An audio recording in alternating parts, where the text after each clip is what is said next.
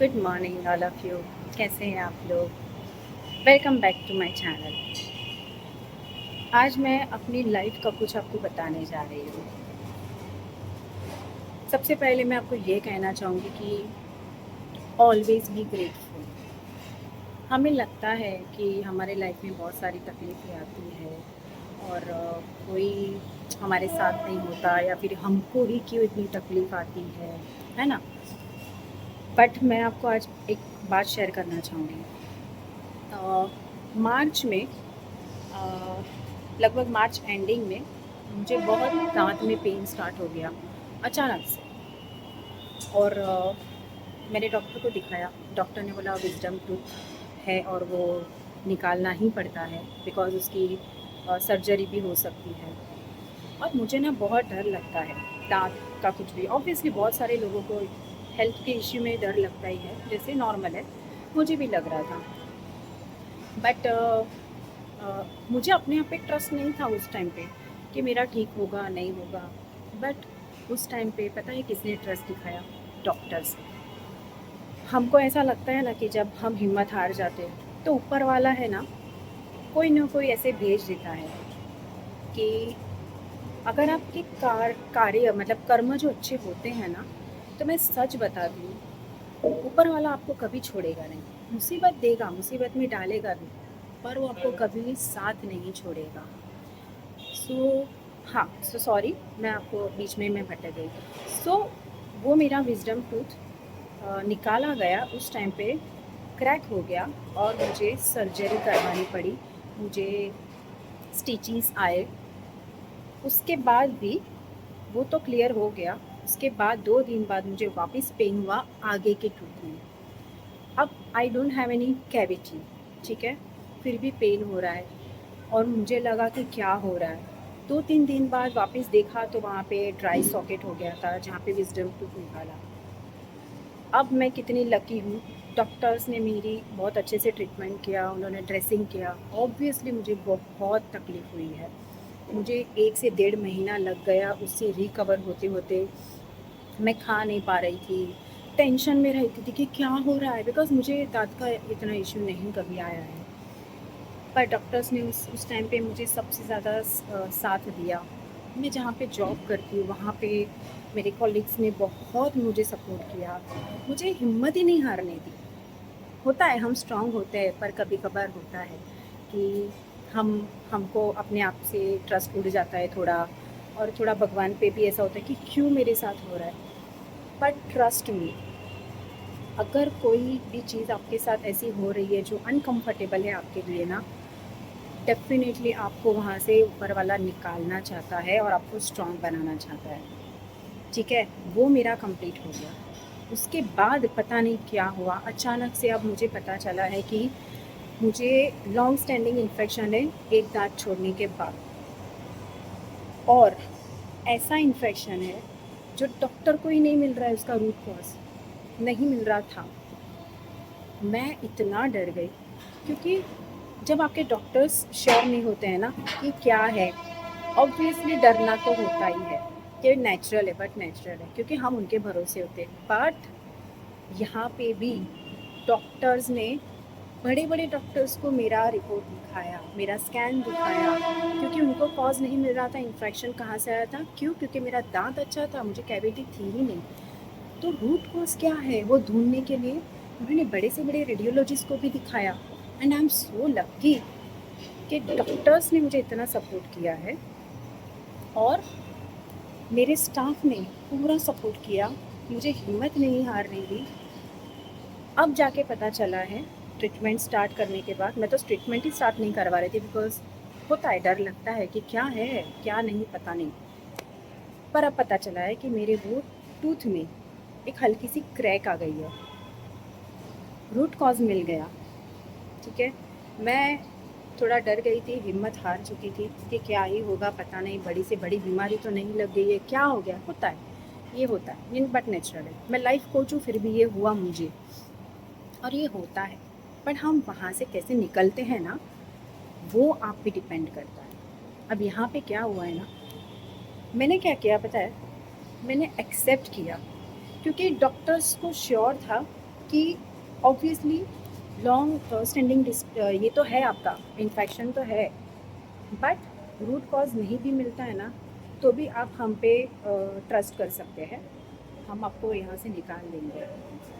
और मैंने ना वो नेगेटिव फीलिंग्स को छोड़ दिया और मैंने गॉड के ऊपर ट्रस्ट करना स्टार्ट किया, अपने ऊपर ट्रस्ट करना स्टार्ट किया। मैंने ये सोचा, जब मैंने किसी का कुछ नहीं बिगाड़ा है, मैंने किसी को बर्बाद नहीं किया है, मैंने कभी किसी के बारे में इतना मतलब ये हो जाएगा वो हो जाएगा, कभी नहीं, कभी नहीं। तो भगवान मेरे साथ खराब कैसे कर सकता है?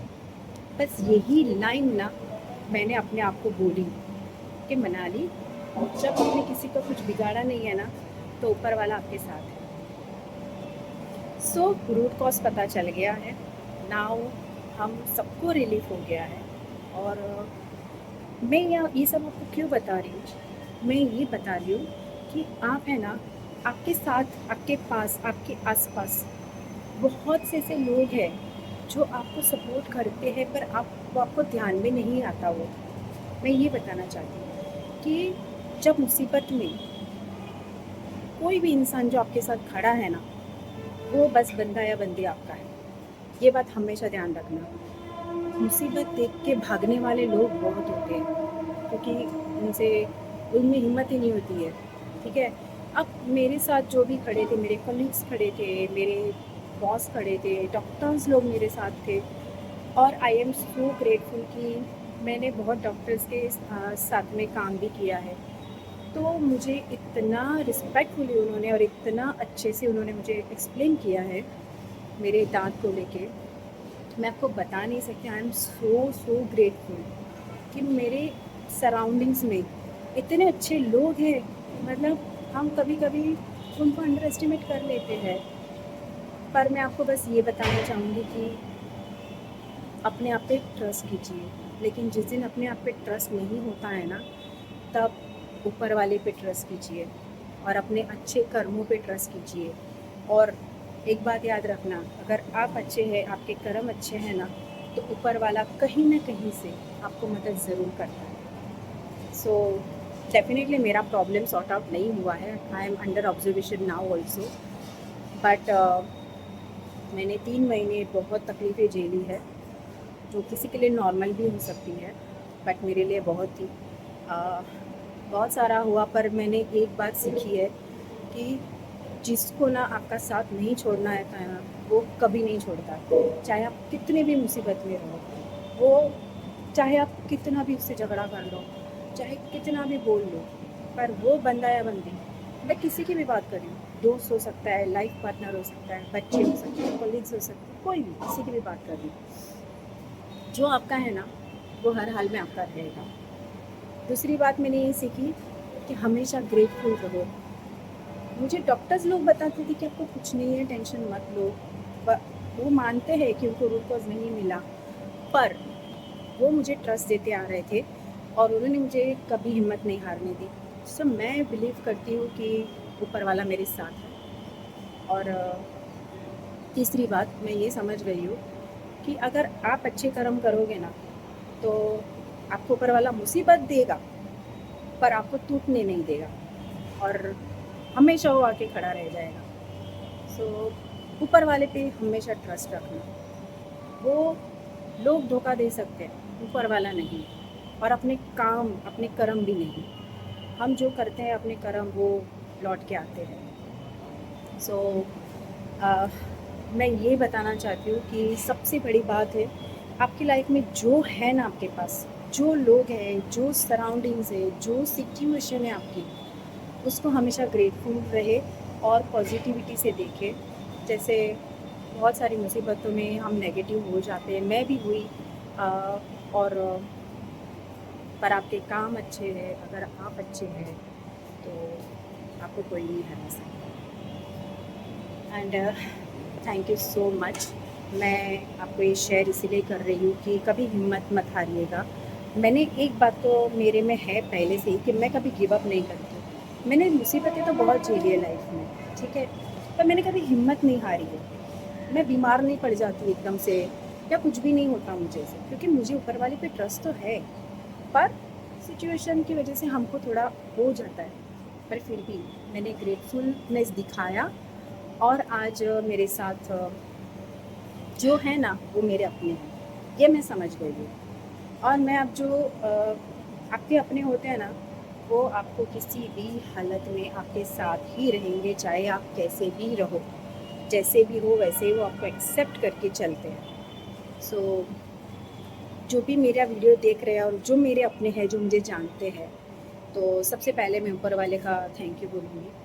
और मैं जो जो मुझे जानते हैं उनको मैं थैंक यू बोल रही हूँ कि वो लोग हमेशा से मेरे साथ रहे हैं, मैं जैसी हूँ वैसे मेरे साथ रहे हैं। और बहुत कम नसीब वाले भी ऐसे मिलते हैं कि जिनको इतने सारे सपोर्ट सिस्टम मिलते हैं, सपोर्टिव लोग मिलते हैं। और सबसे बड़ी बात कि ऊपर वाला मेरे साथ है, मेरे कर्म अच्छे हैं। और मुसीबत सबको आती है, मैं भी नहीं छूटने वाली। मुसीबत तो आती है, आती रहेगी, पर हमेशा ऊपर वाले ने रास्ता दिखाया है। सो मैं सबको थैंक यू बोलना चाहूँगी। जो लोग मेरा वीडियो देखते हैं, जो मेरे सब्सक्राइबर्स हैं, उनको भी मैं थैंक यू बोलना चाहूँगी कि वो लोग टाइम निकाल के मेरा वीडियो देखते हैं, सुनते हैं। सो आज से ही सबको थैंक यू बोलना स्टार्ट कर दीजिए। Thank you so much. Bye bye.